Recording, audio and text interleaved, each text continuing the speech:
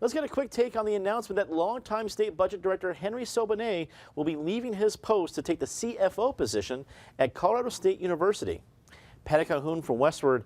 From what I've seen on social media is that Sobanet is respected on both sides of the aisle. I just heard a variety and saw a variety of great glowing comments. What did you think about the reaction to his leaving his post?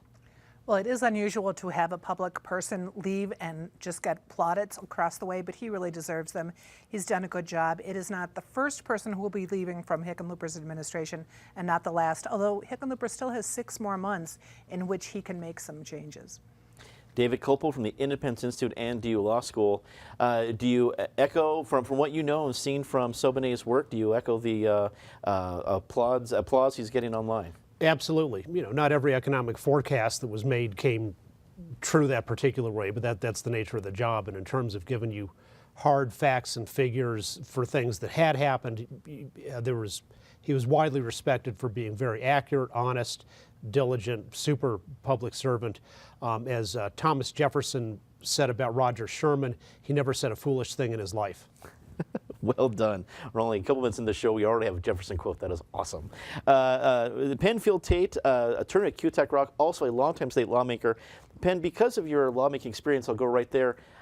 I know a state budget director is important. I know they must do important things. But for the folks that say, why is this a big deal? Give us just a brief glimpse of why it's a big deal to have such a great person as a state budget director. Sure, a couple of reasons. You know, what happens in state government is you get 2 economic forecasts 4 times a year. You get one from the Office of State Planning and Budgeting and one from your own Legislative Council office. And you typically, as a legislator, compare and contrast the two, although I have to note legislators will budget to their own forecast, not the one done by OSPB. But Henry Sobanet's strength was to quote Joe Friday, he just gave you the facts. He didn't put any partisan shine or twist on them. He just gave you the facts and let the policymakers make the policy based on the data that was available. He was reliable, he was consistent, and he was always transparent and forthcoming. He was a good man to work with in that process because you knew you had solid data, and you may not always make the right policy decision, but it wasn't because the data was flawed. Ed Seelever from the Denver Business Journal rounds out the panel. It's good to have you back. Ed, you're a guy on the Hill. What's your reaction, or what's the reaction from some of your key sources up at the Capitol Hill? Well, I mean, as everyone said, Sobanet was widely respected. Penn makes an important point that typically the legislature is going to budget to the Legislative Council forecast. That's the nonpartisan office that's going to do this.